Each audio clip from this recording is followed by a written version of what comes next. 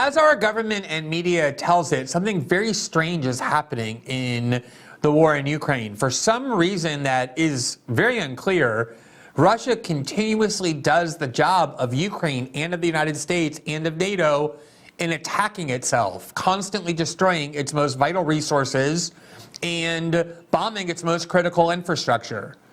Back in March, as you likely remember, the pipeline that connects Russia to Germany, the most vital interest to the Russians since it permits Russia to sell cheap natural gas to Western Europe through Germany, was exploded. And it was one of the most devastating environmental disasters in the history of humanity.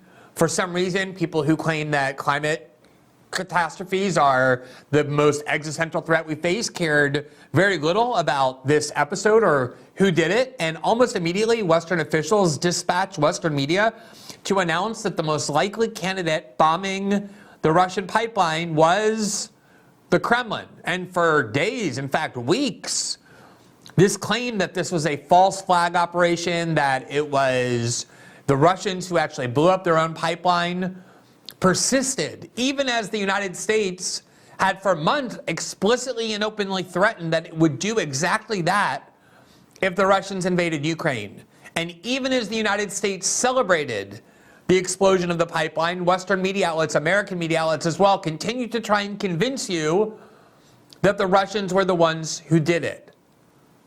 And now we're seeing exactly the same thing happen with this drone attack on the Pentagon. On Wednesday night, we showed you the video right on the day that it happened, where you can see the explosion right above the Kremlin. It's an obviously dangerous thing to detonate a bomb from a drone in the middle of Moscow, where government buildings and government officials reside, including the Russian President Vladimir Putin. That's exactly what happened.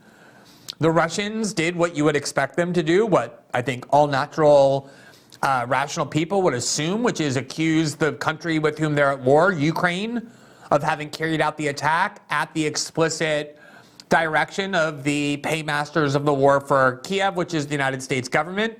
The U.S. government vehemently denied those allegations, and again, Western media outlets are insisting that the most likely suspect for having detonated a bomb in the skies above Moscow was Russia. Not rogue elements, anti-Putin elements within Russia, but the Russian government itself attacked itself. Here are just a couple of examples. Here, first of all, from Fox News, we have with Bill Hemmer on May 4th. Listen to what it is that they want you to believe. This is with General Jack Keane. Well, it has the hallmarks of a Russian false flag operation. And keep in mind that... So let me just stop there for 1 second. That phrase triggers me. Hallmarks of a Russian operation. That was exactly the phrase that these same people, the people inside the U.S. intelligence community, invoked when they tried before the 2020 election to convince you to ignore the revelations based on the Biden laptop, the Hunter Biden laptop, because according to the letter that 51 former intelligence officials signed, which we now know was initiated by former Obama CIA Director Mike Morrell, that had the hallmarks of Russian disinformation. They weren't even willing to say that it was Russian disinformation. They left it to the media to do that, and the media promptly did, but they used that exact phrase. It's a way of being able to assert things without having to present any evidence. It kind of looks like the kind of thing Russia would do. Russia often attacks itself. They constantly blow up their own infrastructure. This is a very Russian thing to do. This is how they try and phrase it. So let's listen to this explanation. Well, it has the hallmarks of a Russian false flag operation. And keep in mind that's for a couple of reasons. One, the Russians just launched a massive drone attack on civilians in Ukraine, and they've been roundly criticized for it. So another point worth noting here about this idea that these are the hallmarks of the Russian government is this attack was carried out by a drone, which is a hallmark, as I understand it, of another country, not Russia. I'm trying to think of the United States, that during the Obama administration attacked 8 different countries using drones, and since then under the Trump administration attacked several more. and continues to attack at will using drones whenever it wants. I think, in fact, that if one sees a drone dropping a bomb in the middle of the night on another country, one might say it is a hallmark of the behavior of a particular country. I would not, though, say that it's a hallmark of Russia, but instead the country that uses drones to bomb other countries more than any other by far, which is the United States. And I think this is maybe their way of trying to say, oh no, the Ukrainians did this to us as well. Number two, it's inconsistent with the way the Ukraine has fought the war so far. I mean, Ukraine could engage in guerrilla activity in Moscow and other major Russian cities. It has not done so. It's had limited attacks in the Russian Federation, just limited to power stations on the border, which again they deny. So this is inconsistent with how Ukraine has fought the war. And number three, if they were trying to make a splash and hit the Kremlin or assassinate Vladimir Putin, this, based on the photos that we're watching, it's a small drone with a small conventional charge, and the Kremlin's a massive facility. For those of you've been there, Bill, Dana. It's a massive facility. Hitting it with a small drone with a limited conventional charge wasn't going to kill Vladimir Putin or do any real damage to the Kremlin. So it's hard to believe that the Ukrainians would have risked the backlash of that sort of an attack. So I would take, this is one time when I'll agree with Secretary Blinken that you can take this with a grain of salt from the Russians.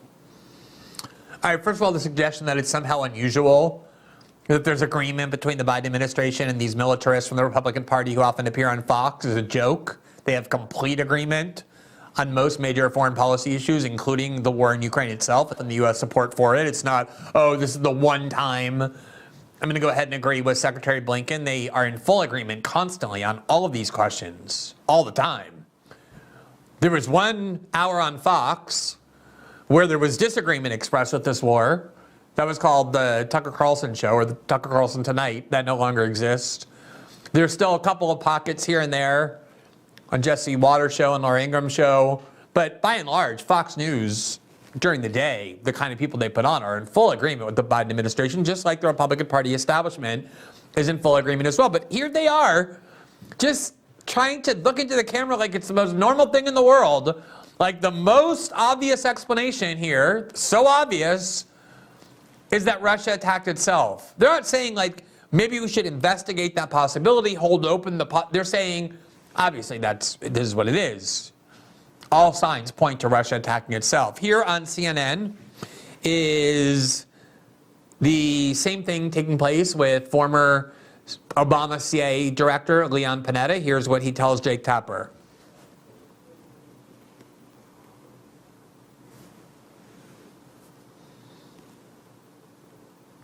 So we're gonna have this video for you in a second, but note how it's not just the Republican and Democratic Party that come together and offer the same messaging. We could show you 15, 20, 30 of these videos from Fox, from MSNBC, from CNN, from the news outlets in print and NPR, the Washington Post, the New York Times, all of which will just constantly bombard you with the same messaging over and over and over. They print whatever the U.S. security state feeds them. The language when they tried to tell you that the United States or the Russians blew up their own pipeline back in March was virtually identical. And now, just with no evidence whatsoever, it just floods the airways and floods the pages of our mainstream media outlets. This notion that it was most likely the Russians who blew up this pipeline. Now, I'm about to bring Michael Tracy on. Before we do, let me just get confirmation if we have this video ready or not. Let me show you this video from Jake Tapper so you can hear what was said on CNN and how identical it was to what was said on Fox and almost every other network. And former CIA director under President Obama, Leon Panetta. Secretary Panetta, sources tell CNN that U.S. officials had no warning that an attack like this was coming and that the Ukrainians assure them privately they had nothing to do with it. What's your take? Jake, this really does smell like a false flag operation on the part of the Russians, a diversion, if you will. And if somebody was really trying to make an effort at an assassination attempt, it was pretty far-fetched. I've been to the Kremlin. The Kremlin is a fortress, and Putin doesn't exactly take walks around the Kremlin. There's no rose garden at the Kremlin. So this is clearly an allegation that is false. I don't think there's a lot of truth to it.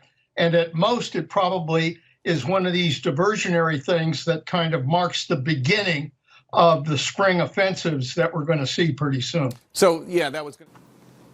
So do you see who is constantly on these networks telling you what to think about world events in the news? Former heads of the CIA, former generals, senior officials at the Pentagon. These are the people in the United States who have commandeered control of our major news outlets and who constantly are telling you what it is that you should think, how it is that you should understand world events, like the most natural thing in the world. In order to understand what happened, let's bring on the former CIA director, and he's going to tell you who really is behind this.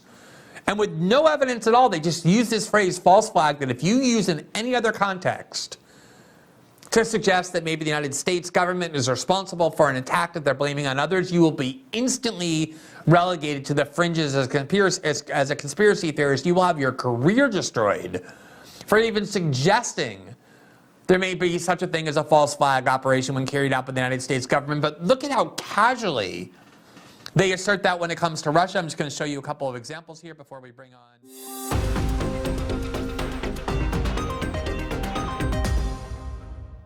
Thanks for watching this clip from System Update. Catch our full shows for free, live weekdays at 7 p.m. Eastern on Rumble, and join our locals community at greenwald.locals.com for all of my written journalism, exclusive after-show Q&As, and more.